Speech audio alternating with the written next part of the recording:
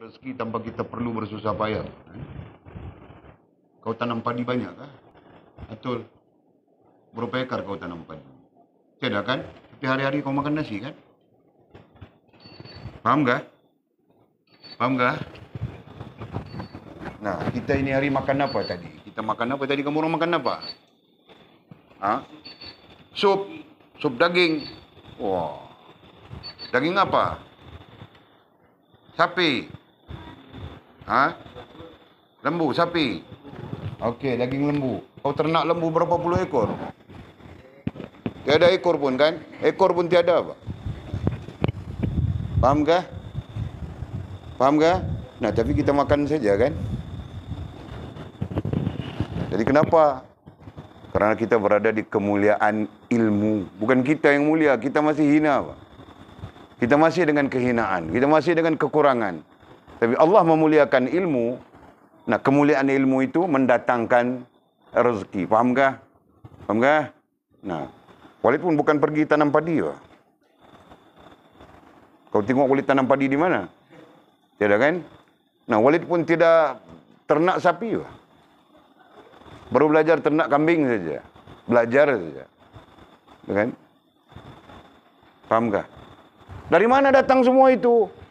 Yang kita makan itu, yang kita... Dari Allah Subhanahu Wa Taala. Kenapa Allah berikan kepada kita? Karena kemuliaan ilmu. Faham kah? Nah, bayangkan, itu kita sebut kemuliaan ilmu. Sisi lain, kemuliaan diri. Ini yang sedang kita percakap ini yang sedang kita bincangkan ini. Kemuliaan diri. Diri kita berada di posisi kemuliaan. Nah, ketika itu apa yang akan berlaku? Jadi katanya Allah akan beri ia rezeki tanpa bersusah payah. Ini statement daripada musyrif kita, Maulana Abdul Qadir Jailani. Adakah ayat Al-Qurannya? Adakah hadis Nabi-nya? Kenapa tidak ada? Apa dalilnya? Nah, kita selalu baca wa may yattaqillaha yaj'al lahu makhraja wa yarzuqhu min haitsu la yahtasib wa yarzuqhu, dan kami rezekikan kepada mereka min haitsu, daripada mana-mana, la yahtasib, yang tidak dapat dikira, tidak dapat dihitung, tidak dapat dilihat, tidak tahu. Nah, itu. Dan demikian Allah Subhanahu Wa Taala menyebutnya di dalam Al-Quran. Dan sudah tentu baginda Nabi SAW melafazkannya. Gitu kan? Nah, itu maksudnya. Allah akan beri ia rezeki tanpa bersusah payah. Lagi, dan berusaha keras. Nah, Walid lihat sudah dengan mata kepala Walid. Jujur saja Walid bilang ke orang. Orang yang tidak perlu bersusah payah dan bekerja keras. Tapi rezekinya Masya Allah. Hidupnya lebih bahagia, lebih aman daripada orang yang mempunyai segala-galanya. Dengan rumahnya buruk pada mata kita. Tapi rumah buruk itu sangat membahagiakan. Dengan nah, itu lihat sudah semua itu. Masya Allah. Nah, anak-anaknya tumbuh membesar dengan suasana yang penuh adab sopan. Tidak hipokrit. Sekarang tumbuh hipokrit semua orang kan. Betul loh. Mungkin kau setuju juga dengan statement Walid tadi. Sekarang tumbuh dengan hipokrit saja kan. Kau jadi anak, kau hipokrit. Jadi ayah, ayah hipokrit. Jadi mak hipokrit. Nah, ini keadaan-keadaan yang berlaku pada kita. Sama ada sedar ataupun tidak sedar. Ya kan? Jujur saja kita. Kita sedang berjujur dengan Allah. Ya? Jadi, semua ini adalah bagian daripada percanggahan-percanggahan adab insani. Adab kemanusiaan, adab insan. Dan sekaligus akan terkait dengan ubudiyah itu sendiri. Adab ubudiyah itu sendiri kan. Betul kah Walid sebut statement Walid tadi? Kamu orang paham kah? Semua orang berada dalam kan hipokrit saja. Termasuk ustaz pun hipokrit, tok guru pun hipokrit. Bukan soal bukan soal hipokritnya, bukan soal besar kecilnya, tapi hipokritnya. Paham kan? Semestinya ada hipokrit. Nah, itu secara jujurnya hal-hal yang sebenarnya bercanggah dengan Allah Subhanahu wa taala. Ya kan? Nah, jadi di sini Syekh Mursyid kita mengajar, mendidik kita supaya jangan ada hal-hal sebegitu. Bina hubungan baikmu dengan Allah Subhanahu wa taala sebaik-baiknya yang kita mampu. Ya kan? Dan berdiri teguh di atas prinsip-prinsip iman, Islam dan ihsan. Prinsip-prinsip akidah, ibadah dan adab yang benar. Tanpa melihat kepada siapapun, untuk apapun, melainkan Allah Subhanahu wa taala. Nah, itu nanti membebaskan kita dari hipokrit. Paham enggak? Berapa ramai yang bercakap tapi dia pun tidak buat. Termasuk Walid juga. Dan termasuk kita orang semua. Apakah itu tidak hipokrit? Kan? Nah, jadi kita menyadari hal itu. Kita sangat sedar. Betulkah? Nah, tadi Walid bilang anak yang hipokrit. Maukah kita menjadi anak-anak yang hipokrit? Nah, kau sekarang bilang tidak mau Bamizi. Nanti diam-diam kau diam-diam saja. Apa tadi? Apa yang Anjung? Seronok dalam diam. Apa? Nah, istilah Anjung pandai dia. Seronok dalam diam.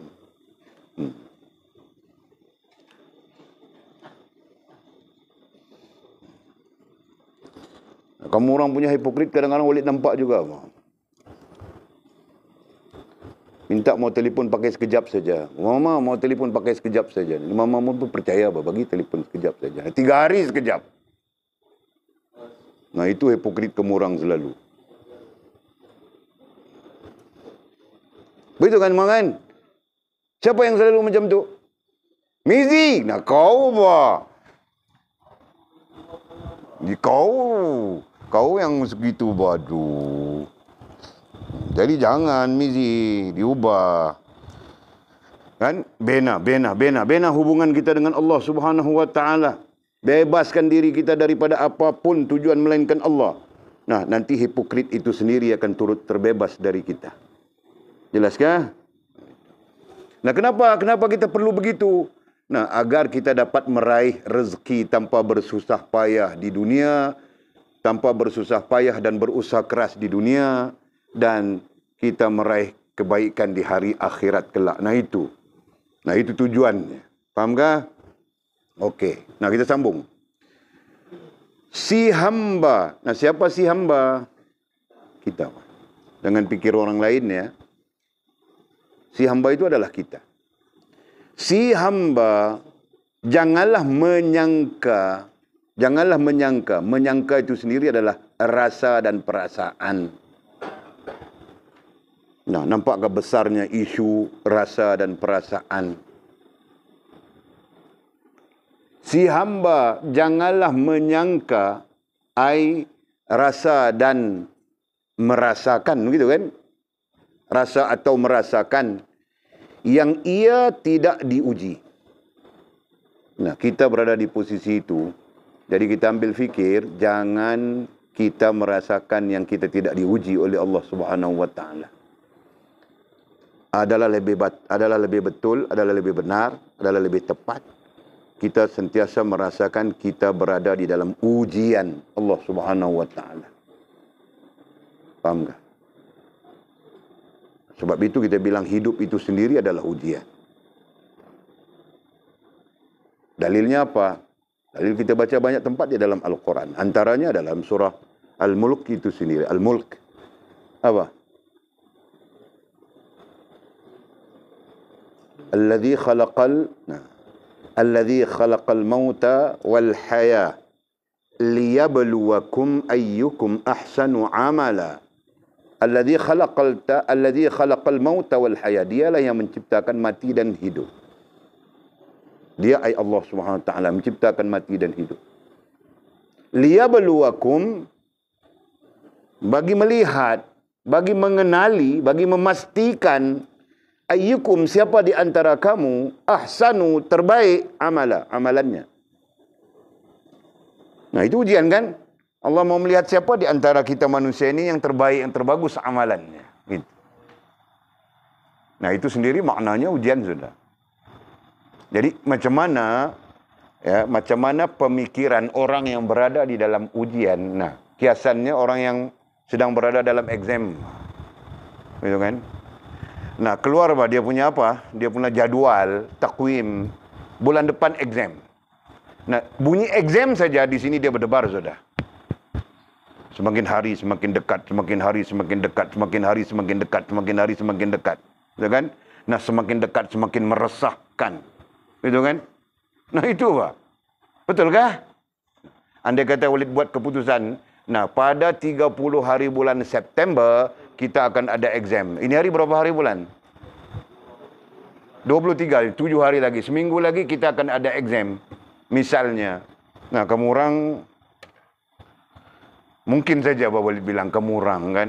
Nah, kalau Walid bubak-bubak saja Pak. Tanya mamamu, aku tidak tidur. Tidur pun tidak boleh, pikir exam saja. Pikir macam mana mau jawab ini, macam mana mau jawab itu, macam mana. Nah, kamu orang mungkin tidur saja kan. Pedulikan exam. Kan? Nah, itu berbeza. Kamu orang jati diri, kamu orang bagus. Kan? Kenapa jati diri kamu orang bagus? Kamu orang terajang punching bag. Kan?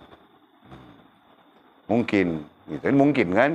Nah, tapi dalam konteks-konteks rasional dan normal, nah, berada dalam ujian itu sendiri.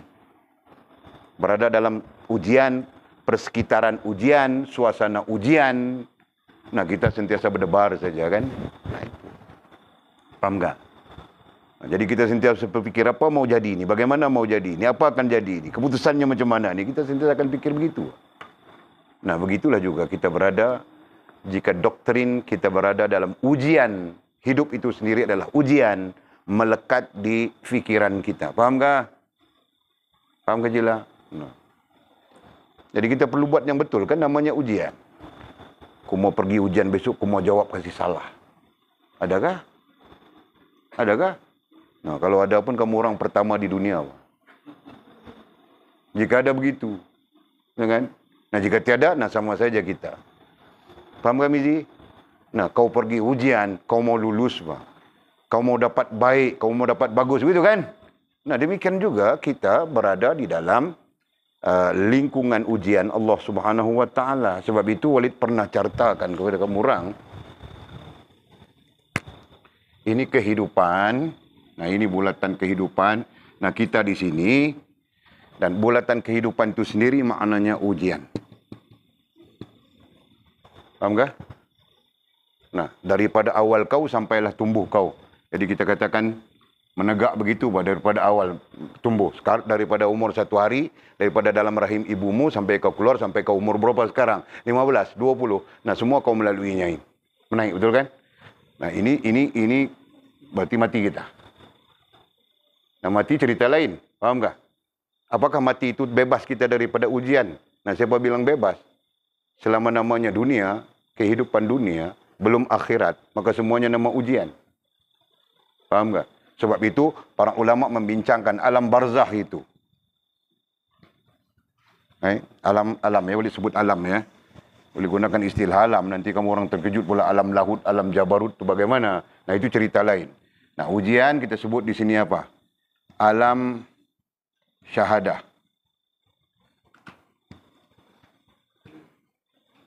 Alam syahadah satu. Dekat sangat ya.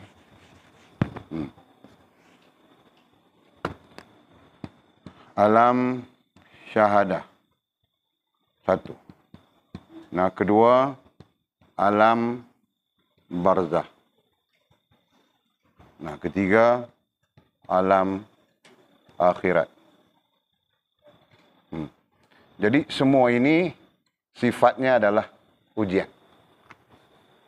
Dah boleh faham kah? Faham, Bangkil? Nah, macam mana yang dikatakan ujian pada alam akhirat itu? Nah, cerita kita bukan sampai akhirat. Cerita kita sekarang. Sekarang melihat kepada alam akhirat, maka alam akhirat itu menjadi ujian bagimu. Faham tak? Nah, sampai-sampai kau melihat kepada akhirat itu, ada bidadari. Kau mau bidadari saja. Ainun mardiyah. Ainun mardiyah. Nah, kau mimpi-mimpi. Sebut-sebut namanya begitu-begitu kan. Contoh, kan? Betul kan? Nah, kau terpengaruh sudah di situ. Yang sebetulnya macam mana? Yang sebetulnya Allah, gitu kan? Begitu ujian. Jadi ibadatmu nantinya kerana bidadari dalam syurga, kerana pahala, kerana itu, kerana ini, tidak kerana Allah Subhanahu wa taala. Nampak kan? Bagaimana dia menjadi ujian. Nah, itu orang lelaki, nah orang perempuan pun serupa juga. Jelas kah? Jadi doktrinnya apa? Doktrinnya adalah kehidupan adalah ujian. Dan kehidupan itu sendiri sama ada di dunia maupun di akhirat. Itu adalah ujian. Jelas kah? Jadi kita bukan berbincang tentang akhirat. Kita berbincang tentang kita, kehidupan di dunia ini yang mau membawa sampai ke akhirat. Nah, lebih-lebih lagi kita perlu memahami bahwa hidup ini adalah ujian. Ketika kita berada di dalam ujian, nah keadaan kita semestinya benar dan betul. Baru kita selamat. Bincang sudah, belajar sudah kita pada caraan-caraan sebelumnya.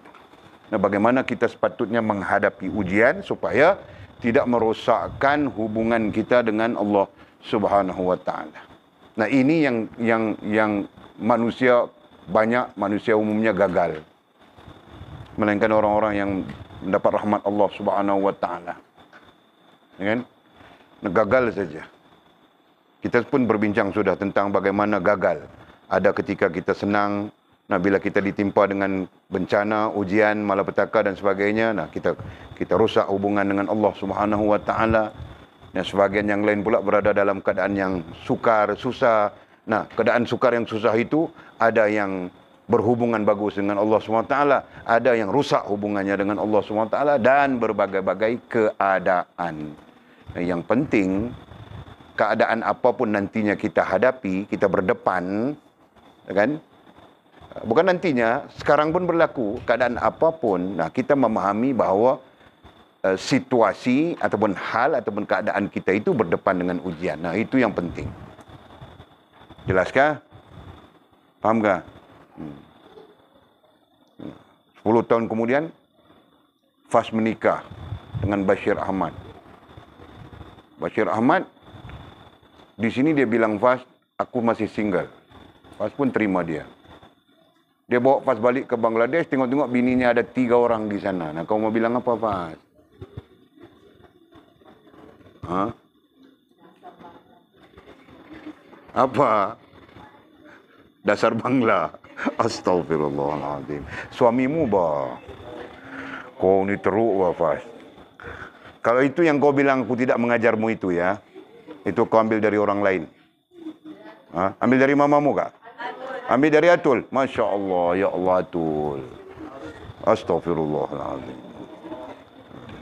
Nah, jadi Walid pun tidak mengajar kau itu ya Atul ya. Kalau pun ambil dari kau ya, itu kau ambil dari siapa Walid pun tidak tahu. Faham tak? Faham tak Fas? Okey. Jadi katanya si hamba kita, ai kita, janganlah menyangka, janganlah itu, perkataan janganlah itu adalah nafi abadan abada. Dalam apa ya? Dalam kaidah tafsir, kita belajar tentang tafsir. Janganlah, kalau datang dalam Al-Quran, janganlah. Nah, ada kalanya nafi, dia panggil nafil jinsi, nafi jenis. Tapi ini nafi isbat. Nafi dalam arti kata yang lain, jangan ada langsung bahasanya. Jangan ada langsung sangkaan ataupun rasa dan perasaan yang ia ai kita tidak diuji. Jangan ada itu. Kita tetap berada di dalam ujian. Doktrin itu. Tanamkan dalam fikiran kita. Tanamkan dalam akal dan hati kita. Nah, kita akan menghadapi ujian-ujian ini sampai mati. Nah, mati kemudian apa di sana? Alam barzakh. Nah, ada lagi ujiannya di alam barzakh itu. Nah, selepas alam barzakh itu baru ke alam akhirat. Nah, ada lagi ujiannya alam akhirat itu. Ya kan? Nah, okey. Dan kurniaan yang diterimanya begitu juga janganlah menyangka, kan? Atafnya sambung ayatnya dari perkataan janganlah menyangka kurniaan yang diterimanya itu akan berkekalan. Nah, siapapun di antara kita, orang-orang mukmin, orang-orang yang membina hubungan dengan Allah SWT, ya, jangan juga menyangka atau rasa dan merasakan kurniaan yang kita terima akan berkekalan. Jangan. Ya, apapun yang kita terima, apapun yang telah kita ada, jangan kita sangkakan ianya akan berkekalan. Jangan. Dan hal ini sebenarnya berlaku banyak kalau kita perhatikan. Ataupun nanti kamu orang berada di dunia orang, dunia masyarakat, dunia ramai. Nah, kamu orang akan perhati sendiri, Pak. Yang kaya jadi miskin. Yang miskin bertambah miskin. Begitu kan? Yang menikah sebulan, 2 bulan, menikah bercinta bagai nak rak. Pertunangannya pun bagai nak rak. Begitu kan? Menikahnya pun bagai nak rak. Setahun kemudian bercerainya pun bagai nak rak juga, Pak. Macam-macam kan? Nah, nanti kita semua lihat itu. Sama ada kita melihatnya ataupun kita menghadapinya. Nah, itu penjelasan. Okey, pencerahannya begitu. Nah, yang penting kita yang melalui kehidupan ini, sama ada sekarang maupun nantinya, nah, kita perlu sedar bahawa apapun yang dikurniakan oleh Allah SWT, sifatnya, keadaannya tidak berkekalan. Nah, selalunya orang sama ada sedar ataupun tidak sedar, hidup itu sendiri dirasakan kekal. Faham tak? Nah, akhirnya rasa dan perasaan bahawa hidup itu kekal mempengaruhinya. Nah, dia tidak fikir bahawa kalau mati esok apa jadi? Kalau mati lusa apa jadi? Kalau mati bulan depan apa jadi? Nah, dia tidak fikir. Faham tak? Nah, lazimnya orang yang tidak berfikir begitu, orang yang tidak berfikir seperti mana yang kita sebutkan, mati besok apa jadi, mati lusa apa jadi, adalah orang-orang yang tidak mempunyai doktrin yang kita sebutkan. Doktrin ujian dalam kehidupan. Nah, apalagi kalau kita kaitkan dengan hubungan dengan Allah SWT. Nah, semestinya mereka tidak mempunyai hubungan dengan Allah SWT. Jelas kan? Nah, akhirnya hidup itu jadi lara, jadi sia-sia.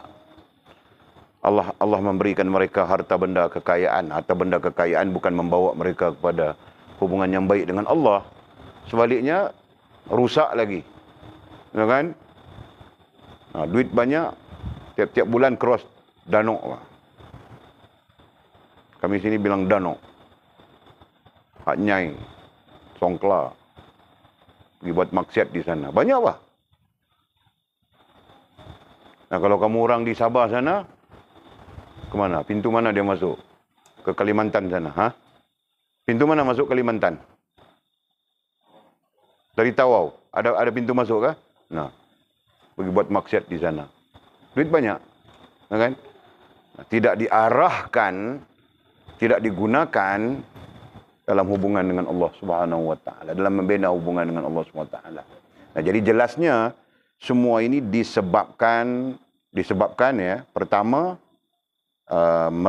mereka menyangka bahwa kehidupan ini adalah tidak tersabit dengan ujian, itu nomor satu. Dan yang kedua, mereka menyangka bahawa apa yang mereka miliki itu akan berkekalan, termasuk diri mereka sendiri. Sebab itu dalam akidah, dalam adab kita Ahli Sunnah wal Jamaah, hal ini perlu didoktrinkan, perlu ditanam. Ya kan? Jangan ingat yang kita akan berkekalan. Nah, orang itu pun pada dasarnya mungkin dia ingat dia pun tidak kekal, dari muda dia pun merasa tua. Kan? Setiap tahun berubah berarti umurnya meningkat. Dari kuat dia pun sedar itu. Tapi kesedarannya tidak menghubungkan dia dengan Allah Subhanahu wa taala. Nah, itu yang rugi. Paham tak?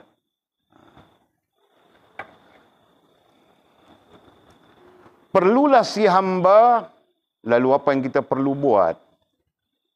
Pertama, kita menghadapi ujian. Yang kedua, kita tidak merasakan kita apa ya? Kita bebas dari sangka ataupun merasakan apa yang kita miliki itu berkekalan. Jadi apa yang kita perlu buat? Nah, katanya perlulah si hamba bersyukur. Nah, jadi apa ya dimakingkan perkataan bersyukur. Ya, secara tidak langsung kita sedang bercakap 9 sifat ruhaniyah yang nantinya kita belajar langsung daripada teks kita Mukasyafatul Qulub. Jadi kalau boleh baca laju, nah kita baca laju saja nanti Mukasyafatul Qulub. Berdasarkan kamu orang alim sudah asasul usul. Nah begitu Fas kan? Okey.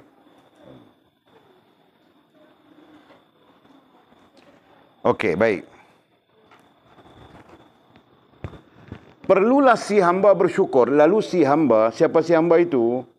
Kita. Nah, kita perlu bersyukur. Jadi sekarang kita mau belajar cara bersyukur. Nah, ada banyak kaedah. Kita belajar terus daripada Al-Quran kah? Kita belajar terus daripada hadis Nabi SAW kah? Atau kita belajar daripada kupasan-kupasan para ulama kah? Nah, itu semuanya terkait dengan hal bersyukur. Nah, sekarang musannif kita, mursyid kita mau bercakap sedikit daripada teks ini tentang bersyukur. Jadi kita belajar. Jadi katanya apa?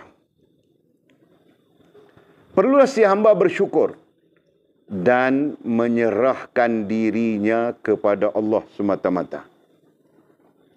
Bersyukur satu hal, dan menyerahkan dirinya kepada Allah itu sedar diri. Nah, kita belajar sudah dasarnya. Okey?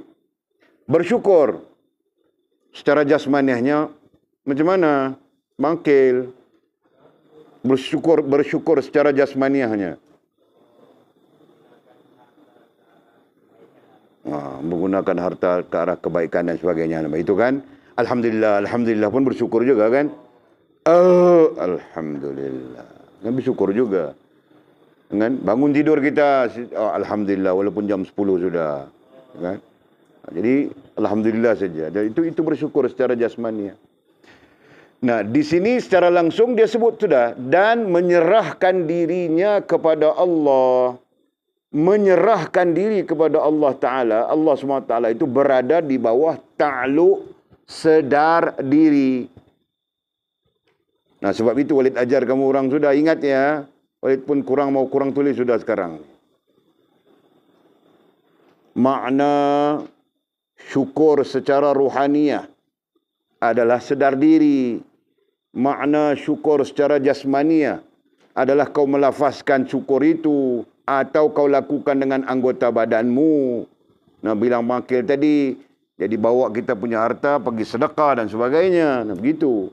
Jelas kan? Okey. Nabi Muhammad SAW pernah bersabda. Nah, disandarkan, musannif menyandarkan kita kepada satu hadis baginda Nabi SAW yang maksudnya lebih kurang, keseronokan dunia ini adalah perkara yang merosakkan. Nah, Nabi peringat kita sudah. Dalam arti kata yang lain, bagian daripada tazkirah baginda Nabi kita SAW. Katanya, keseronokan dunia ini adalah perkara yang merosakkan. Nah, sebab itu, kita ambil dunia bukan sebagai keseronokan, tapi kita ambilnya sebagai penghubung di antara kita dengan Allah Subhanahu wa Ta'ala. Faham tak? Nah, kalau kita ambil dunia sebagai keseronokan, nah akhirnya kita hancur. Akhirnya kita rusak. Karena setiap-tiap yang seronok itu semuanya dibelai oleh hawa nafsu kita. Nah, kau ambil dunia. Dunia itu namanya telefon. Nah, kalau kau ambil untuk keseronokan, maka tidak ada keseronokan di dalam telefon itu, melainkan melihat mereka-mereka yang bajunya yang kurang kain itu. Yang miskin-miskin itu, kan? Betul tak? Mungkin ada keseronokan lain, sesuai dengan pemikiran kamu orang, utak kamu orang, main game. Nah, itu saja. Ya kan?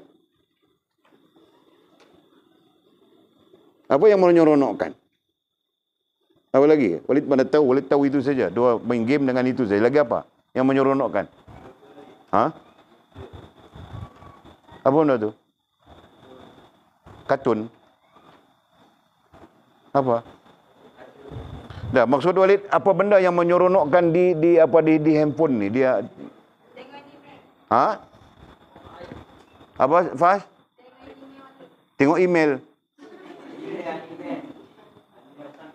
Oh, tengok anime. Itu sesuai dengan otak kamu orang lah. Otak cak ayam semua tu. Ya, bahkan tengok animasi. Nah, itu TikTok. Itu yang boleh tanya, itu TikTok. Nah, itu yang menyeronokkan. Jadi, cuba kita cari, adakah TikTok yang menyeronokkan ini boleh membawa kita kepada kebaikan akhirat? Boleh lihat setakat ini, itu teknologi ya. Bukan salah teknologi. Teknologi kalau digunakan untuk baik, maka baik jadinya. Yang menjadi masalah sekarang, teknologi itu digunakan secara salah. Nah, makcik-makcik, nenek-nenek menari-nari, goyang-goyang punggung. Ya kan? Nenek-nenek pun ada, Pak. Betul kan? Nenek-nenek, makcik-makcik.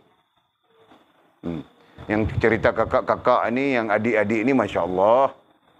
Macam-macam hal. Kan? Nah, nampak tak? Jadi inilah. Walid mengungkapkan hadis Nabi SAW ini dari segi maksudnya ya. Dan untuk kita melihat dari sudut persekitaran kita. Nah, begitu bilangnya keseronokan dunia ini adalah perkara yang merusakkan. Nah, itu contoh TikTok. Itu bagian daripada keseronokan. Nah, sejauh mana dia merosakkan? Itu kita bilang kerosakan dari sudut kita melihatnya. Kan, dan dia mempamerkan kepada orang lain. Sebenarnya tumbuh daripada kerosakan itu macam-macam. Faham tak? Nah, daripada situ suaminya berdosa kerana dia bersikap begitu. Nah, itu bahagian daripada kerosakan. Ya kan? Ada lagi ceritanya di sebalik TikTok itu. Nah, timbul hubungan sosial yang Masya Allah, yang akhirnya membawa kepada kerosakan. Dan bermacam-macam lagi. Faham tak? Sebab itu jangan. Nah, ini maksud hadis. Nah, kita sedang bercakap maksud hadis Nabi SAW. Faham tak? Apa lagi? Jadi keseronokan apa? TikTok. Game. Keseronokan game. Nah, ada sudah yang sampai meninggal. Otak rusak. Sampai masuk hospital. Otak jam. Dalam hospital pun tangan masih begitu main game. Mati sudah budak itu. Nampak? Itu kerusakan. Nah, kita bercakap tentang kerusakan. Apa lagi? Nah, macam-macam. Sebab itu kita faham daripada hadis baginda Nabi, keseronokan dunia ini adalah perkara yang merusakkan. Jadi berhati-hati. Dan nantinya kamu orang pun seronok. Yuk kita ke pantai. Nah, itu keseronokan kan? Nah, seminggu sekali kita ke pantai mencari keseronokan di sana. Kita terlupa bahawa di pantai itu macam-macam kita pandang. Kita macam-macam pandang. Nanti kalau ada isteri kita macam-macam pandang. Nah, kalau suami ada, suami kamu orang pun macam-macam pandang. Betul kan? Nah, lebih berat daripada itu, anak-anak yang sedang berkembang, dia pun pandang juga. Masya Allah. Semuanya membawa kerosakan. Faham tak? Nah, Walid cuba menjelaskan kepada kita, maksud baginda Nabi, maksud hadis Nabi, keseronokan dunia ini adalah perkara yang merusakkan. Nah, sebab itu, kita belajar dalam syarahan yang ke-6. Buka apa syarahan yang ke-6? Baca Arif, syarahan yang ke-6 di awal.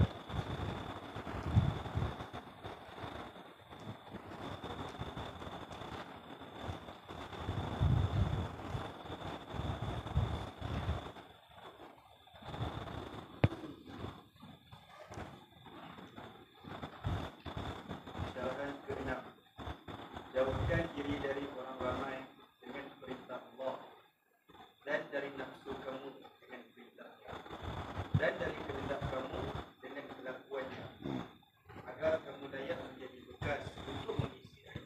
Nah, ulang. Nombor 1. Jauhkan. Jauhkan dirimu dari orang ramai dengan Sekejap. Jangan kelang kabut. Sekejap. Jauhkan diri. Pertama, dari orang ramai. Kan? Jauhkan diri dari Pertama, orang ramai. Terjemahannya orang ramai. Hakikatnya adalah keramaian. Yang kedua, dari nafsu kita, dari ikut nafsu. Nombor tiga, dari kehendakmu, keinginan-keinginan kita. Okey, tiga. Nah, belajar sudah semua orang. Siapa mau kasih penjelasan? Ini. Jauhkan diri dari perkataan dari tidak catat dia, dari orang ramai, yakni keramaian. Tak payah tulis bangkil, ada di dalam kau punya kitab tu. Kitab kita sama saja kan? Nah, kau baca kitab apa bangkil? Ha? Oh, okey. Ha, siapa mau kasih penjelasan? Kau kasih penjelasan Mizi, ala-ala hero gitu. Ala-ala lelaki Melayu terakhir, lelaki dusun mah.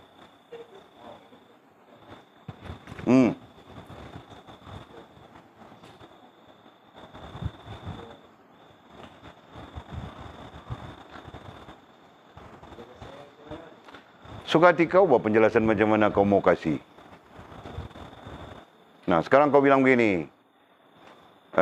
Mursyid atau Maulana Syekh Abdul Qadir Jalani atau musnif kita mau menerangkan.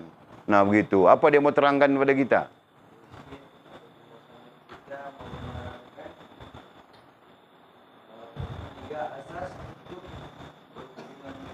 Okey. Nah, ini 3 asas penting untuk berhubungan dengan Allah Subhanahu wa taala. Okey, pertama. Pertama, perlu menjauhkan diri dari orang ramai bilangnya. Nah, jangan nanti orang buruk sangka. Kan? Kau perlu memberikan penjelasan. Nah, orang ramai itu apa? Maksudnya orang ramai di situ maksudnya keramaian yang tidak menghubungkan kita dengan Allah Subhanahu wa taala. Nah, kau perlu jauhkan. Nah, pada dasarnya Syekh Abdul Qadir Jalani mau menyebut tinggalkan keseronokan. Nah, pada dasarnya, faham tak? Nah, kenapa? Kerana tabiat manusia sangat suka dengan keramaian. Tabiat manusia mana? Manusia yang tidak ada hubungan dengan Allah Subhanahu wa taala. Kalau dia ada hubungan dengan Allah, dia suka keramaian. Nah, keramaian yang menghubungkan dia dengan Allah Subhanahu wa taala. Nah, begitu. Faham tak? Jelas kah? Nah. Jadi siapa yang tidak suka keramaian? Sebab itu orang suka pergi mall.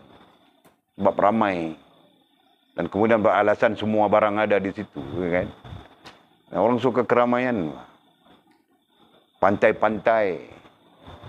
Apa lagi? Karaoke. Dan sebagainya. Nah, nampak kah? Nah, jadi keseronokan. Membawa kepada kerosakan. Jadi sebab itu ada kitab lagi ya, ada kitab-kitab lagi yang lebih besar. Nah, para ulamanya menjelaskan tiap-tiap keseronokan bersabit dengan dunia ini pasti mengandungi kerosakan. Nah, bilangnya begitu. Statementnya begitu. Pasti bilang. Jadi kita pikir betul lah. Kan? Setiap yang namanya keseronokan pasti membawa kerosakan. Sama ada keseronokan itu dalam hal kau bersembang-sembang, kau bercakap-cakap, kemudian kau ketawa, kau seronok kan? Nah, keseronokan yang berlebihan itu boleh membawa kerosakan. Sedih yang berlebihan itu boleh membawa kerosakan. Dan banyak hal lagi, kan? Nah, itu. Jelaskah? Okey. Oleh itu kata, lanjutan daripada hadisnya. Oleh itu, pertahankan diri kamu. Oleh itu, pertahankan diri kamu darinya. Pertahankan diri kamu darinya. Apa maksud pertahankan? Nah, tahanlah diri kita, jangan terlibat. Pertahankan diri kamu darinya, jangan terlibat. Jangan kita terlibat dengan keseronokan seperti itu. Seperti apa? seperti game, jangan terlibat. Nah, sehari 2 hari ini Walid nampak Amerika pun terlibat sudah dengan game. Salah kah Walid cakap? Okey, Wak. Kan? Terlibat dia dengan game. Sibuk saja dengan game. Tapi dia bagusnya walaupun dia sibuk dengan game, dia jaga bahawa waktu azan terus dia azan saja. Masya Allah. Itu hebatnya Muhammad Amerikal. Okey. Nah, apalagi yang kita perlu bebaskan daripada keseronokan. Keseronokan apa? TikTok. Nah, bebaskan. Jangan kita terlibat dengan TikTok. Dan apa saja keseronokan, walaupun keseronokan itu dalam skala kecil, tetapi tetap membawa kerosakan. Satu. Nah, tadi Walid bilang sudah kan? Keseronokan ini melalaikan kita, melupakan kita kepada ujian yang sedang kita hadapi. Nah, itu asas yang paling besar. Kan? Jadi, seronoknya kita itu tadi menyebabkan lalai kita, lupa kita yang sebenarnya kita sedang berdepan dengan ujian Allah Subhanahu wa taala. Nah, bentuknya yang berbeza-beza, keadaannya yang berbeza-beza. Tetapi tetap namanya ujian. Lalai kita di situ. Faham tak? Jadi katanya, kata baginda Nabi kita SAW, oleh itu pertahankan diri kamu. Apa dhabitnya?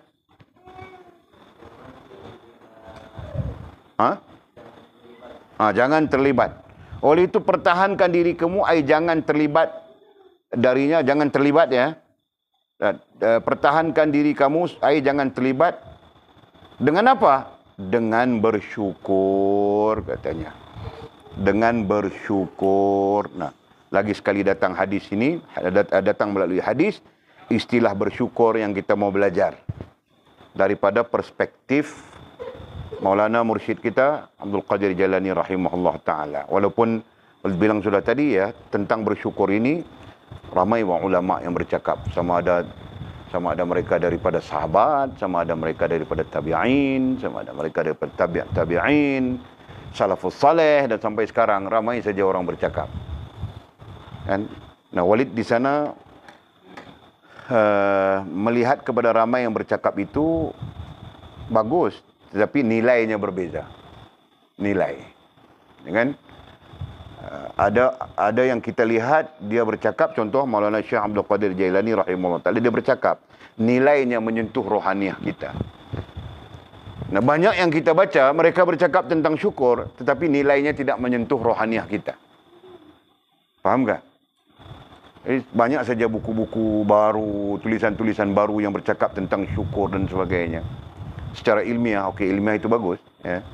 Tetapi tidak menyentuh nilai rohaniah kita. Nah, faktornya mungkin ikhlas dengan tidak ikhlas. Atau apa? Kan? Faktornya. Wallahu a'lam. Okey. Jadi katanya, ini lanjutannya. Syukur terhadap kurniaan kekayaan itu ialah, nah sekarang dia mengajar kita tentang syukur. Syukur terhadap kurniaan kekayaan itu ialah dengan menyedari. Nah, semua orang belajar sudah. Menyedari, sedar diri. Sebab itu bilang kamu orang, asasul usul itu tidak akan lari. 100 kitab, 1000 kitab pun kita baca, dia tidak akan lari.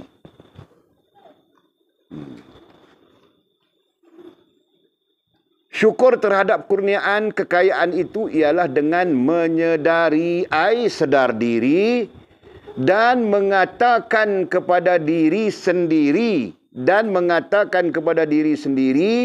bahawa kurniaan itu ialah kepunyaan Allah.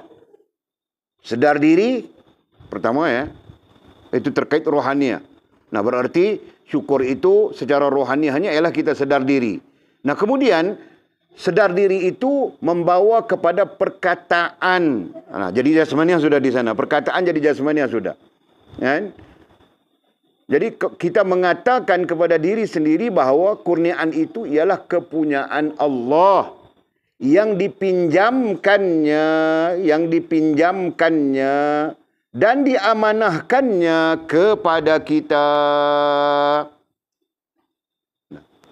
Syekh kami, guru Walid, ketika mensyarahkan kitab ini bilang, kita perlu bercakap dengan diri kita hari-hari, bilangnya. Perlu bercakap. Faham tak Bangkil? Nah, artinya bercakap sorang-sorang. Kau bercakap dengan diri kau sendiri, kau bercakap sorang-sorang. Bilangnya perlu. Perlu bercakap dengan diri kita seperti mana yang disebutkan oleh musannif ini. Kan? Mengatakan kepada diri sendiri bahawa kurniaan itu ialah kepunyaan Allah. Nah, kita ada apa misalnya? Hari ini kita makan apa? Kita makan nasi, sup, daging. Ini adalah kurniaan Allah. Wahai diri, kau jangan sombong. Contohnya begitu. Ini rezeki, ini kurniaan Allah. Gitu kan? Dan kepunyaan Allah yang dipinjamkannya dan diamanahkannya kepada kita. Nah, perlu bercakap itu. Dalam arti kata lain, perlu memperingatkan diri kita sendiri. Faham tak? Hari-hari bilangnya. Itu bilang Syekh kami ya. Bukan Maulana Abdul Qadir Jalani. Maulana Abdul Qadir itu saja. Tapi Syekh kami dalam mensyarahkannya bilang, kita perlu bercakap dengan kita hari-hari. Kenapa? Supaya kita sentiasa beringat. Ya, Walid belajar apa? Betul. Sama saja. Kalau ketika kita sujud, contoh kita sujudnya, atau apa saja, nah setiap kita buat sesuatu, kita ingat perkara itu. Apabila hal itu sudah sebati dengan kita, nah kita tidak buat pun dia akan ingat. Faham tak? Faham tak begitu? Nah, jadi sama saja, kalau kau bercakap dengan diri kau, nah ketika mau makan kau bercakap, atau ketika mana kau bercakap hari-hari, nah berarti perkara itu akan menyebabkan kau teringat hari-hari, setiap masa, setiap keadaan. Faham tak? Jadi sebab itu, guru kami bilang, cakap dengan diri kita hari-hari. Nah, jadi mulai esok, mulai malam ini Bangkil, boleh saja sembang sorang-sorang, Bang. Wahai diriku, kau dipinjamkan kepadaku. Kan? Jadi macam mana kau pandai-pandai, Bangkil kan? Begitu. Allah, ya Allah. Nah, begitu juga terkait dengan harta benda bilangnya di sini. Kurniaan kekayaan bilangnya di sini. Nah, kekayaan kah, kesenangan kah? Nah, kekayaan itu masih lagi subjektif kan. Nah, ada orang paham kaya itu harta. Nah, Walid tidak paham kaya itu harta. Kan? Ada orang paham kaya itu bini banyak. Ada orang paham kaya itu anak banyak. Kaya anak, kaya bini, kaya apa. Terserah. Kan? Jadi tetap subjektif. Nah, dasarnya adalah apa yang dikurniakan oleh Allah Subhanahu wa taala kepada kita, kan? Kita menyedari, kita sedar diri dan kita mengatakan kepada diri. Jadi Syekh Musannif kita cuma menjelaskan bagaimana mau bersyukur pada dasarnya. Begitu. Jadi untuk kita menyedari itu berarti syukur dengan rohaniah kita. Nah, untuk menjadikan syukur secara jasmaniah kita, nah bilang, mengatakan kepada diri sendiri bahawa kurniaan itu ialah kepunyaan Allah yang dipinjamkannya dan diamanahkan kepada kita. Jadi dipinjamkan dan diamanahkan itu perlu dimaking. Sebab ini dua istilah besar ya, terkait dengan apapun yang kita miliki dalam kehidupan ini. Satu dipinjamkan. Nah, kemarin dulu kita bincang tentang pinjaman. Kan? Nah, lebih besar daripada pinjaman itu amanah. Allah Subhanahu wa taala mengamanahkan kepada kita mata. Sebagian ulama ahli tahqiq mengatakan Allah meminjamkan kepada kita kekuasaannya. Tapi ayat ini bahaya kepada orang awam ya. Allah pinjamkan kepada kita kekuasaan basirahnya, kekuasaan ilmunya.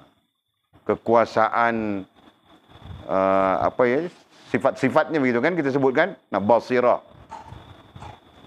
penglihatan. Nah, sebab itu kita pernah sebut di dalam kitab-kitab, kita melihat dengan Allah, mendengar dengan Allah. Nah, itu istilah-istilahnya. Jelas kan? Nanti kita jumpa lagi, insyaAllah, hal-hal itu. Okey. Jadi, bercakap dengan diri kita yang kita ini, apapun yang ada pada kita merupakan pinjaman daripada Allah SWT. Kemarin kita tahqiq sudah ya. Kemarin dulu kah? Kita tahqiq sudah. Yang kita tidak memiliki apapun. Walaupun kita bilang tangan kita. Walaupun kita bilang kaki kita, perut kita, semua kita. Tanganku, kakiku, perutku, semuaku. Tapi hakikatnya milik Allah Subhanahu Wa Taala. Nah, itu kan. Jadi yang ada pada kita itu sifatnya apa? Sifatnya pinjaman. Nah, lebih besar daripada pinjaman itu adalah amanah. Nah, sekarang kita jumpa lagi istilahnya. Nah, amanah Allah SWT ada di situ. Nah, berarti tangan kita adalah amanah daripada Allah Subhanahu Wa Taala. Dipinjamkan sebagai amanah. Kaki kita dipinjamkan sebagai amanah. Nah, begitulah kiasannya kepada sekalian daripada kepala sampai ke kaki kita, zahirnya, jasmaniahnya maupun rohaniahnya, semua bersifat pinjaman. Nah, jaga amanahnya. Gitu kan? Dengan tidak amanah, seronok dalam diam, itu tidak amanah. Gitu kan? Nah, gitu, Pak. Okey. Kita tidak punya apa-apa. Nah, datang lagi ayatnya. Tambih ini, sangat besar maksudnya ini. Kita tidak punya apa-apa. Nah, kita tidak ada apa. Apapun kita tidak ada. Apapun. Nah, sedar itu. Apapun kita tidak ada. Kucing. Apapun kita tidak ada, betulkah? Betulkah Syila? Apa yang betul? Apapun kita tidak ada, betul. Nah, nanti kalau Jamal Pak Tongkol datang kepada kau, milik kau kah? Bukan kan? Jadi, milik siapa? Allah. Bagus, Syila. Nah, begitu. Kan? Sama saja, Pak. Kalaupun ada pemilikan itu bukan pemilikan mutlak, bilangnya kan. Nah, itu yang kita bilang tadi. Oleh kerana tidak ada yang pemilikan mutlak, maka kau jangan sangka, jangan kau rasa itu akan berkekalan. Faham tak? Nah, kenapa kita perlu begitu? Perlu sangka bahawa ia tidak berkekalan. Nah, kerana bukan pemilikan mutlak. Nah, yang mutlak itu saja akan berkekalan. Adapun yang mutlak itu Allah Subhanahu Wa Taala dan segala haknya, bukan yang diberikan kepada kita, betul kan? Nah, kita tidak punya apa-apa, itu hakikat. Melainkan Allah yang mempunyai segala-galanya. Melainkan Allah yang mempunyai pemilik. Melainkan Allah yang mempunyai pemilik segala-galanya. Nah, mata kita, Allah lah pemiliknya. Telinga kita, Allah lah pemiliknya. Kan? Segala apa yang ada pada tubuh badan kita, Allah lah pemiliknya. Termasuk ruh kita. Allah lah pemiliknya. Nah, sebab itu kita belajar dalam dasar rububiyah. Ya kan? Pemilik, pencipta, pentadbir. Nah, itu Tuhan kita, Allah Subhanahu Wa Taala. Dialah pencipta, dialah pemilik, dan dialah pentadbir. Nah, sebab itu kita bilang mutlak. Ya kan? Kita tidak punya apa-apa melainkan Allah yang mempunyai segala-galanya. Allah yang mempunyai pemilik segala-galanya. Nah, berarti kita apa pun tiada. Apa pun tiada bangkil. Kubur kita pun milik Allah, Pak. Tulang belulang kita pun milik Allah Subhanahu Wa Taala. Jadi kita ada apa? Jadi tiada apa. Jadi kalau tiada apa, kenapa kau sombong-sombong dengan Allah Subhanahu Wa Taala? Wahai manusia. Nah, Allah tanya kita begitu kan? Ya ayyuhal insan, ma gharra bika bi rabbikal karim. Nah, Allah tanya kita itu. wahai manusia. Kamu yang tidak mempunyai apa-apa. Wahai manusia, yang tidak mempunyai apa-apa. Ma gharraka bi rabbikal karim. Apakah yang menyebabkan kamu sanggup derhaka kepada Tuhanmu? Nah, Allah tanya kita begitu. Padahal kita tiada apapun. Tapi kita derhaka kepada Allah Subhanahu wa taala. Jelas kan? Okey. Janganlah dalam perkara harta benda itu, janganlah dalam perkara harta benda itu. Tadi kita dhabit apa? Kekayaan, kesenangan kan? Nah, harta benda ai kesenangan. Ai kesenangan juga. Janganlah dalam perkara harta benda ai kesenangan itu kita melampaui batasan-batasan yang ditentukan Allah. Kita melampaui batasan-batasan yang ditentukan Allah. Nah, hal ini pernah dijawab oleh para ulama. Macam mana bentuknya melampau batasan Allah dalam soal harta benda? Maka jawab para ulama, sport rim kita elok sudah, kita beli sport rim lain mah. Contoh. Nah, itu contoh. Orang jangan jadikan itu sebagai satu muktamad ya, itu contoh. Nah, jadi kalau pakai sport rim begini nanti baru orang pandang begitu, orang pandang begini, orang pandang begitu, orang pandang begini. Dia berkira-kira dalam orang pandang, berpikir berkaitan dengan pandangan orang, bukan pandangan Allah Subhanahu wa taala. Nah, itu melampau. Faham tak? Jadi kita berlebih-lebih dalam hal-hal yang tidak menghubungkan kita dengan Allah Subhanahu wa taala. Nah, itu bilang melampau batasan dalam soal harta benda ataupun kesenangan. Jadi jangan kita, gitu kan, kita memadai saja. Nah, kalau dia tidak bengkok, dia tidak membahaya kepada kita, sport rim itu, nah pakai saja apa. Ini keluar sport rim begini, kau minat. Keluar sport rim begini, kau minat. Keluar sport rim begini, kau... Nah, ada orang yang habis-habis. Kau tahukah? Beli kereta Viva saja, Viva. Kan? Dia punya sound system dia 30,000. Sound system dalam kereta. Dia panggil apa? Audio. 30,000. Boleh jumpa sudah orang-orang macam ini. Nah, pergi berpesta di... Bukan Walid pergi berpesta, bah. Walid pulang daripada jauh sehingga makan di R&R itu. Kan mereka, diorang ini banyak ramai-ramai. Masing-masing mempamerkan kehebatan kereta masing-masing, dia punya audio. Nah, yang ni 30,000, yang ni 25,000, yang ni 20,000 semuanya. Berpasang speaker di dalam kereta. Mau kasih bunyi, kasih seronok. Itu adalah keseronokan, bahagian daripada keseronokan. Nah, ini yang kita bilang melampau tadi. Kalaulah duit 30,000 itu aku mau ke Makkah. Nah, itu betul, Pak. Aku mau mengerjakan haji kah? Aku mau melakukan umrah kah? Nah, itu bagus, Pak. Atau paling tidak aku mau sedekah begitu, sedekah begini. Untuk apa aku membazir begini? Dalam kereta aku begini-begini. Nah, itu betul. Faham tak? Nah, Walid mau cerita apa ni? Mau cerita melampau batasan. Istilah melampau batasan terhadap harta benda dalam ukuran ilmu tasawuf. Jelaskah? Nah, dalam ukuran ilmu fiqah tidak timbul hal ini. Kenapa? Nah, kau punya duit, kau punya suka apa? Itu ilmu fiqah. Gitu kan? Nah, asal saja kau keluarkan zakat, memadai sudah. Setahun sekali kau keluar zakat fitrah. Bulan puasa. Nah, kalau simpanan begini-begini, kau keluarkan zakat-zakat simpanan. Selesai. Nah, itu fiqahnya. Jadi kemudian, kau mau beli sport rim kah? Kau mau beli apa rim kah? Nah, tidak timbul. Tetapi dalam konteks tasawuf, dalam konteks adab, nah, itu timbul. Faham tak? Nah, itu melampau batasan. Jadi jangan, sebab itu perhiasan. Kalau orang perempuan perhiasan, jangan melampau batasan. Melampau batasan itu nanti-nantinya sampai mungkin-mungkin menyusahkan suami dan sebagainya. Faham tak? Nah, kalau kau mau pakai perhiasan, apa? Mau pakai apa? Rantai leher.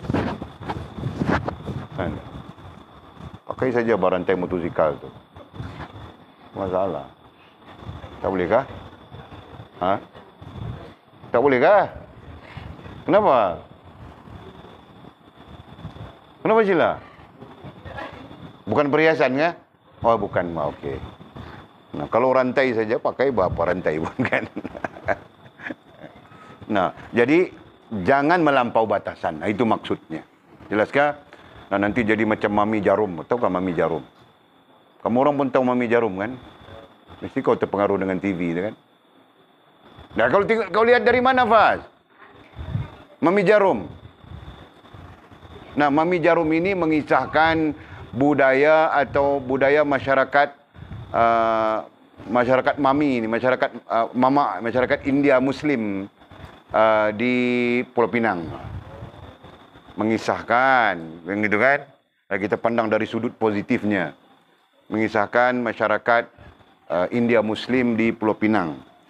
Jadi masyarakat India Muslim ini mereka mempunyai budaya tersendiri.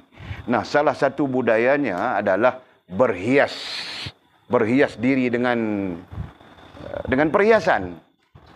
Tidak semestinya emas, Pak. Tidak semestinya emas. Jadi mereka ini adalah budaya mereka adalah berhias diri dengan perhiasan-perhiasan. Hakikatnya itu adalah budaya masyarakat India. Di India sendiri begitu, kan? Ya, kalau perhatikan orang India itu dia punya gelangnya itu panjang. Karena mereka apa ya? Budaya mereka begitu. Paham enggak? Nah, orang Melayu kemudian ciplak, orang kita kemudian ciplak budaya itu. Perhiasan yang dia mau emas, maka dia pun pasang emas dari sini sampai sini. Kalau boleh sampai sini, dia sampai sini emas. Ya kan? Itu perhiasan itu melampau. Paham enggak?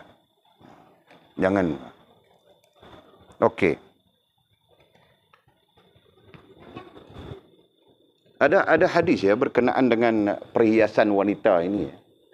Terkait hadis yang diriwayatkan oleh Sayyidatina Fatimah radhiyallahu taala anha ketika baginda Rasulullah sallallahu alaihi wasallam menawarkan kepada Sayyidatina Fatimah harta rampasan, harta ghanimah yang terdiri daripada emas yang cantik. Bukan emas ketul-ketul, emas yang telah telah diproses, dibuat rantai, dibuat gelang gitu kan. Rasulullah menawarkan kepada Fatimah. Dalam arti kata yang lain, bahagian daripada rampasan itu adalah bahagian Rasulullah. Nah, baginda menawarkan kepada anaknya Fatimah radhiyallahu taala anha. Menangis Fatimah di situ. Dalam riwayat itu Fatimah terduduk menangis. Sehingga katanya, aku lebih takut kepada Allah, harta-harta ini akan membawa aku ke neraka daripada aku mati bergelempengan darahku di medan perang ini. Masya Allah. Itu hebat kan? Dia tidak melihat kepada keseronokan itu. Bukan dia tengok-tengok, emas, tidak dia. Bilang dia kepada baginda Nabi Sallam, takut dia. Dia takut kepada Allah bilangnya ini, takut dia ini akan merosakkan dia. Allah, ya Allah. Okey. Janganlah dalam perkara harta benda itu kita melampaui batasan-batasan yang ditentukan Allah. Janganlah. Ni orang suka make up kereta lah, itulah, inilah. Kan? Suka berbaju-baju baru lah. Bajunya saja satu hari 3 pasang dia, 3 helai dia pakai. Jenis ini, jenis itu, jenis ini.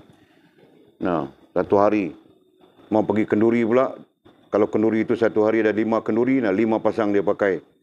Kenduri ini, baju ini, kenduri itu, baju itu, kenduri baju ini. Wah. Misalnya kan. Itu semua melampaui batasan. Jangan. Janganlah dalam perkara harta benda itu kita melampaui batasan-batasan yang ditentukan Allah. Nah, batasan yang ditentukan Allah. Belum kita bercakap tentang hal-hal fiqh ya. Batasan yang ditentukan Allah itu apa? Nah, jangan melampau. Jangan berlebih-lebih. Gitu kan? Jangan sampai menjadi terbeban kepada orang lain dan sebagainya. Nah, itu. Dan gunakan harta benda itu menurut kehendak Allah. Dan harta benda itu kita perlu gunakan menurut kehendak Allah Subhanahu wa taala. Jadi bagaimana menurut kehendak Allah? Nah, jelas-jelas sudah Allah sebut dalam Quran. Banyak tempat selain daripada sedekah dan sebagainya. dalam surah Baqarah. Kita baca awal-awal lagi. Alladzina yu'minun bil ghaib wa yuqimunas shalah wa mimma razaqnahum yunfiqun. Menginfakkan apa yang Allah Subhanahu wa taala anugerahkan kepada kita. Ini ditanya, kau infak berapa? RM2. Bulan ini kau infak berapa? RM2. Kau makan KFC berapa? Aku habis 300 sudah. Kau beli kau punya mau jadi beruk itu apa? Make up. Kau beli kau punya make up berapa? 400 sudah. Kau beli kau punya slimming, ubat slimming berapa? 300 sudah. Kau beli kau punya alat slimming, alat senaman berapa? 1000 sudah. Nah, dikira-kira amat semua untuk diri kita yang dengan Allah Subhanahu wa taala RM2 saja sebulan. Faham tak? Nah, itu melampau. Jadi kita ambil ingat ya. Nah, Walid sebut hal ini, nah mungkin kita akan jumpa lagi sebutan ini, dan mungkin tidak. Tapi sekurang-kurangnya nak ambil ingat sekarang. Jangan. Berilah zakat dan sedekah katanya. Nah, ini kita belajar tentang bersyukur ya, bersyukur. Nah, berilah zakat dan sedekah. Nah, jika cukup syarat untuk zakat, zakatlah. Kan? Jika tidak cukup syarat, nah lazim bagi kita dengan sedekah. Tolonglah orang-orang yang miskin papa. Tolonglah, berilah pertolongan kepada orang-orang yang miskin papa. Nah, miskin papa di sini maksudnya yang tidak mencukupi keperluannya. Miskin papa di sini maksudnya tidak mencukupi keperluannya, mengambil makna fakir. Fakir itu artinya orang yang tidak mencukupi keperluannya. Begitu. Macam bangkil kau kira fakir juga, bah. Nasib baik kau pakai baju yang ini. Kalau kau pakai yang koyak-koyak itu kira fakir, bah.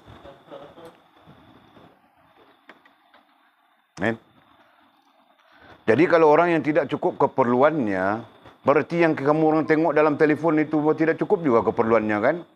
Kain tidak cukup, bah, Mamizi. Dia membuat baju kain tidak cukup. Maka sebab itu dia pakai bikini saja. Wallahu alam. Alhamdulillah.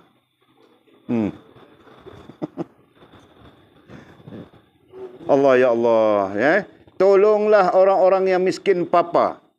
Nah, dhabit ya secara ilmu tasawuf ya, miskin papa ai tidak mencukupi keperluan.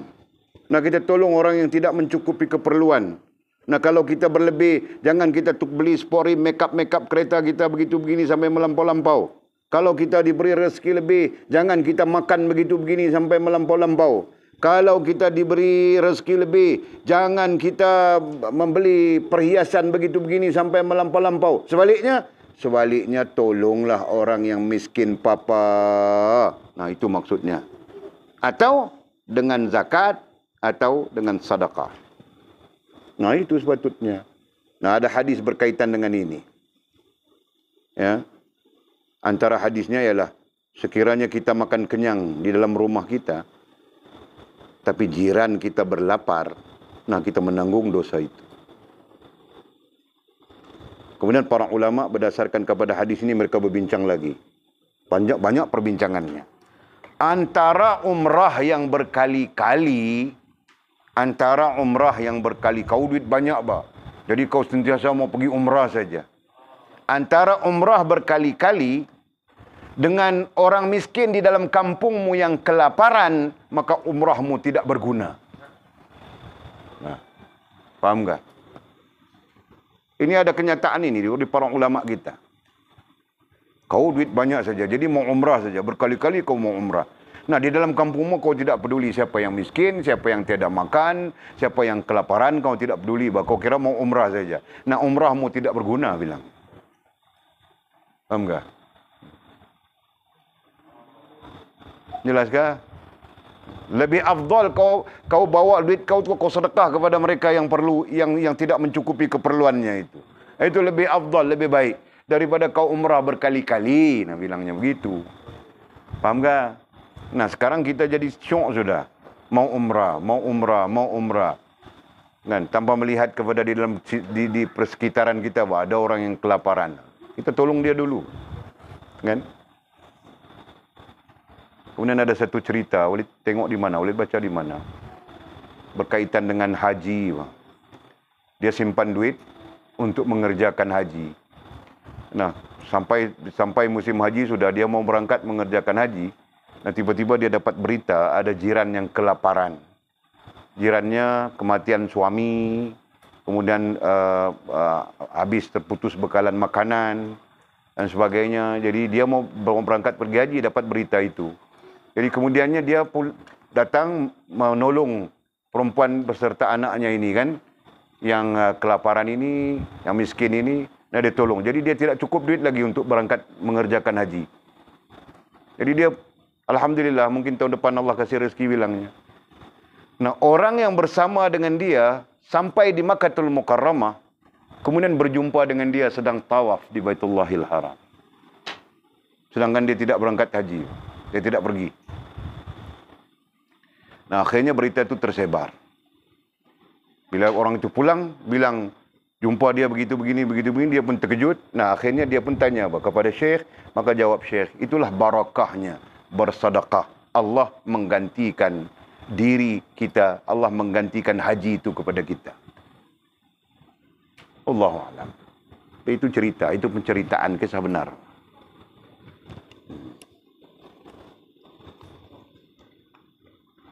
Pak Makil, jadi kau nanti kalau kau pakai kereta, kau janganlah make up keretamu Makil. Nanti kau tukar tayanya lebar sampai 8 inci. Kan?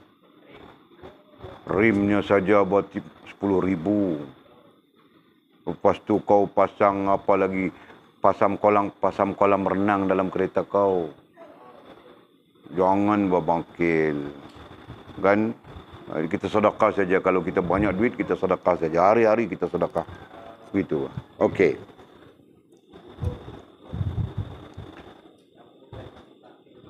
Orang-orang dalam kesusahan. Begitu juga. Tolonglah dari ataf dari perkataan tolonglah itu. Tolonglah orang-orang yang miskin papa ai tidak mencukupi keperluan. Orang-orang dalam kesusahan. Orang-orang dalam kesusahan termasuk musafir. Kan? Orang-orang dalam kesusahan. Nah, termasuk musafir ay abirin sabil berdasarkan kepada hadis Nabi sallallahu alaihi wasallam.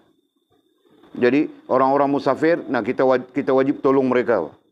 Dia musafir, dan musafir itu lillahi rabbil alamin, bukan musafir tengok bola ya. Jadi musafir tengok bola tidak kira apa.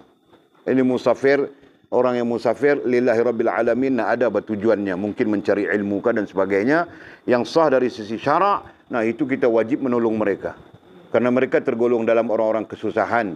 Begitu juga orang-orang yang menuntut ilmu. Nah, kita wajib tolong mereka kerana mereka termasuk orang-orang yang dalam kesusahan. Nah, nanti kamu orang kaya kah macam mana kah, tolong orang-orang yang menuntut ilmu. Faham kah? Nah, Walid tidak nampak orang lain yang kaya. Anjung kaya dia ada apa? Telaga minyak. Lepas tu siapa lagi kaya? Fas pun kaya. Bashir Ahmad itu saudagar berlian daripada Bangladesh.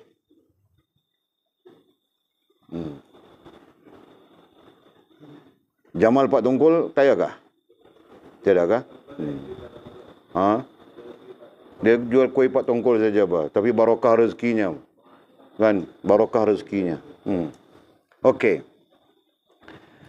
Dan beri nafkah kepada tanggungan-tanggungan kita. Nah, jadi tolonglah orang yang miskin papa, orang yang tidak mencukupi, orang-orang yang dalam kesusahan, bilang sudah tadi, orang-orang musafir abirin sabil, dan beri nafkah kepada tanggungan-tanggungan kita. Nah, siapapun yang berada di bawah tanggungan kita. Nah, kalau kau ada 10 isteri, makasih buat 10 isteri itu. Nah, isterimu 4 saja semasa, bukan sampai 10. Nanti kau bilang mazhab apa Walid pula. Kan? Nah, isteri semasa kau 4. Tapi yang kau telah tinggalkan campur-campur semua ada 6. Jadi 6 campur 4, 10. Kenapa kau perlu beri bernafkah kepada dia? Nah, dia belah anakmu kan? Isteri yang kau tinggal 6 orang itu, seorang ada 2 anak, seorang ada 1 anak, seorang ada setengah anak, seorang ada... Jadi campur-campur semua, ada anak di situ. Dan kau perlu bagi nafkah, Pak. Nah, begitu. Faham tak?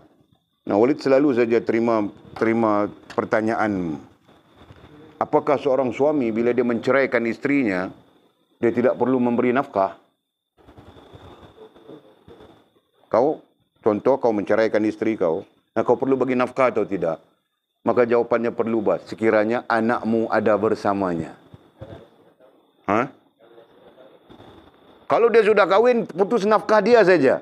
Tapi anakmu tetap kau sendiri yang perlu bagi, Pak. Bangkil. Nah, ku ingatkan kamu orang laki-laki, jangan pandai menikah saja. Nah, Walid pun ada anak seorang, Pak, isteri yang Walid tinggal, yang Walid berpisah tu. Walid kasih nafkah sampai sekarang, Pak. Untuk anak. Faham tak? Jadi mamaknya nak menikah sudah. Kita kasih nafkah anak. Ku ingatkan orang lelaki-lelaki ini. Faham tak? Fas angkat tangan begini, Pak.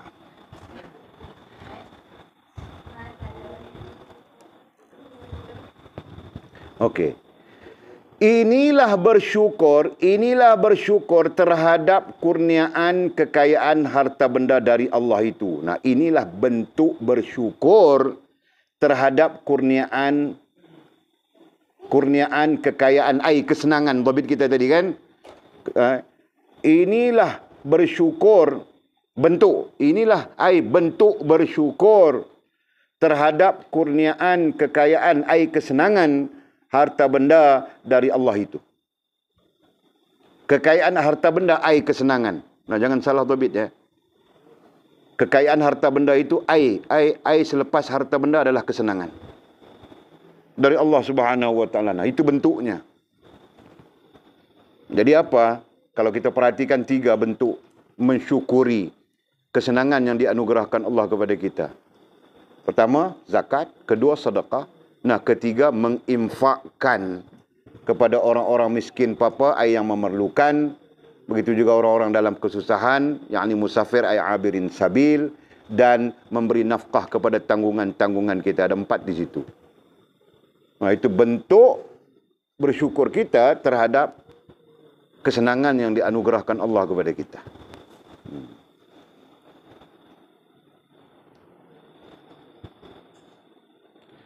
Bersyukur terhadap anggota. Nah, lain pula sekarang. Macam mana pula bersyukur terhadap anggota? Bersyukur terhadap anggota-anggota badan yang diberi Allah itu, anggota-anggota badannya, mata, kaki, telinga, hidung, mulut, kepala, seluruh, termasuk perut kita dan sebagainya. Jadi macam mana cara bersyukurnya? Ialah dengan menggunakan badan itu. Badan berarti keseluruhannya kan. Nah, badan berarti fizikal, badan berarti jasmaniah kita. Nah, menggunakan badan jasmaniah kita itu untuk mematuhi perintah-perintah Allah. Nah, itu bentuknya. Jadi bersyukur dengan anggota badan, bersyukur terhadap anugerah anggota badan kepada kita adalah menggunakan anggota badan itu untuk mematuhi perintah Allah. Nah, ini berarti menggunakan mata untuk mematuhi perintah Allah. Bukan tengok si Ome, si Wawa, si Mia Jalifa, si Mira Idora dan sebagainya. Nah, melainkan untuk jalan yang hak. Jadi kau boleh tengok bahkan. Aku tengok kerana aku mau memperistrikan dia. Bilang bangkil. Jadi itu sah dari segi syarak. Begitu. Okey. Dan meninggalkan larangan-larangannya dan jangan melakukan dosa dan maksiat. Dhabitkan perkataan dan jangan melakukan dosa dan maksiat. Making. Jadi kesimpulannya, bersyukur terhadap kurniaan anggota badan kita adalah mematuhi agama. Itu saja kan? Mematuhi perintah Allah dan meninggalkan larangannya. Mana buat yang disuruh, tinggal yang dilarang. Nah, itu berarti mematuhi agama. Kan? Dan jangan melakukan dosa dan maksiat. Jangan kita membawa anggota-anggota badan kita itu melakukan dosa dan maksiat. Nah, itu berarti dua keadaan. Melakukan agama, melaksanakan agama, menurut agama itu satu. Dan yang kedua, jangan membawa anggota-anggota badan kita itu melakukan dosa dan maksiat. Nah, berarti dua bentuk ini menjadi gambaran kepada bersyukur dengan kurniaan anggota badan kita. Jadi jangan bawa mata untuk lihat maksiat. Jangan bawa tangan untuk tulis nombor ekor. Jangan bawa kaki kita untuk main judi. Jangan bawa perut kita untuk makan yang haram. Kan? Jangan bawa akal kita untuk imajinasi yang salah, gitu kan? Jangan bawa perasaan kita untuk bunuh diri. Macam-macam lagi, kan? Nah, yang penting jangan bakar kandang kambingku. Itu juga satu hal, kan? Jadi jangan bawa anggota badan kita melakukan dosa dan maksiat. Jangan curi ayam piru kita. Jangan curi angsa kita. Jangan curi kambing kita. Nah, itu maksudnya. Kan?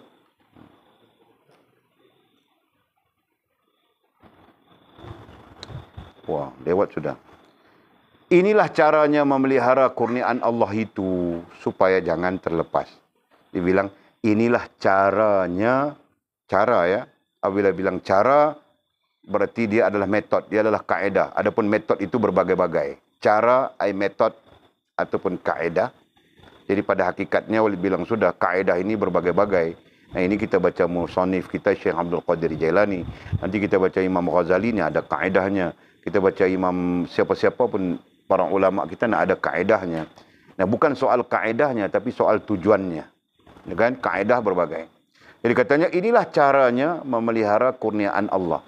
Memelihara kurniaan Allah yang kita gunakan istilahnya tadi, kesenangan harta benda, ataupun kesenangan anggota badan kita. Ya kan?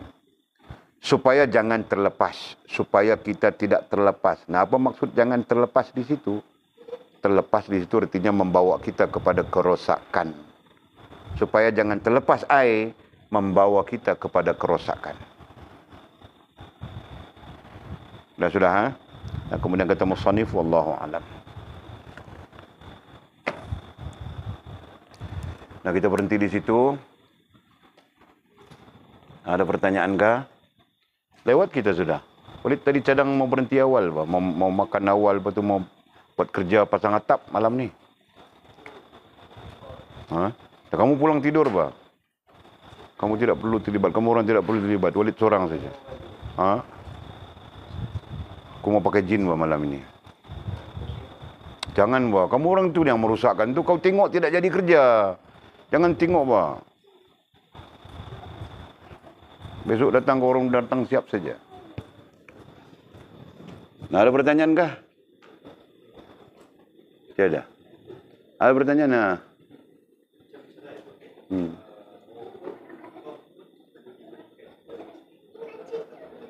Selama mana dia tidak menikah dan dia menjaga anak kita, jadi nafkah itu perlu diberikan.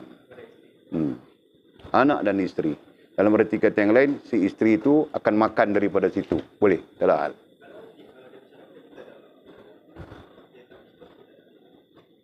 Kalau tak ada anak, selama mana dia dalam edah kita ajalah. Lepas pada edah kita, tak bersangkut lah. Banyak orang abaikan yang tu. Maksud, maklumlah bercerai itu kan berkelahi. Pumpam berkelahi. Lepas tu dia tak peduli lah, mampu happy lah. Jadi kita nak abang kata agama kita ni dia bukan macam tu. Kan? Hang berkelahi tu hang punya pasal. Tapi nafkah tu tetap. Dia begitu. Kalau nusyus dia tidak perlu kepada nafkah lah. Dan kita tak nafi buat ada penceraian sebab nusyus. Kan? Kalau dibuktikan nusyus, maka nafkah itu dengan sendirinya terbatal. Kecuali kepada anak. Kalau dia ada anak, kena bagi ya.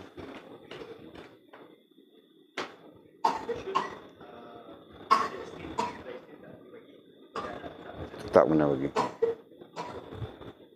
Jadi bermakna kata dia tidak boleh memutuskan nafkah anak itu hanya kerana nusyus isterinya. Maksudnya begitulah. Jadi dia marah dekat anak, dekat bini dia tu dengan anak-anak kali dia tak mau nak peduli. Tak boleh. Salah. Lain ada pertanyaan kah? Tak ada. Ada pertanyaan semua? Nampak macam nak tanya? Tak ada. Bismillahirrahmanirrahim. Alhamdulillahirrabbilalamin. Wassalatu wassalamu ala asyrafil mursalin. Sayyidina wa maulana Muhammad wa ala alihi wa sahbihi ajma'in. Allahumma aftah lana futuhal arifin. Warzuqna fahman nabiyyin. Waj'alna min ibadika salihin. Allahumma hadina siratikal mustaqim. Siratal ladhina na'amallahu minan nabiyyin wa siddiqin. والشهداء والصالحين اللهم ربنا افتح بيننا وبين قومنا بالحق وأنت خير الفاتحين اللهم أعنا على ذكرك وشكرك وحسن عبادتك اللهم فقهنا في الدين وعلمنا التأويل اللهم فقهنا في الدين وعلمنا التأويل اللهم فقهنا في الدين وعلمنا التأويل وصلى الله على سيدنا محمد وعلى آله وصحبه وبارك وسلم والحمد لله رب العالمين تقبل الله منا ومنكم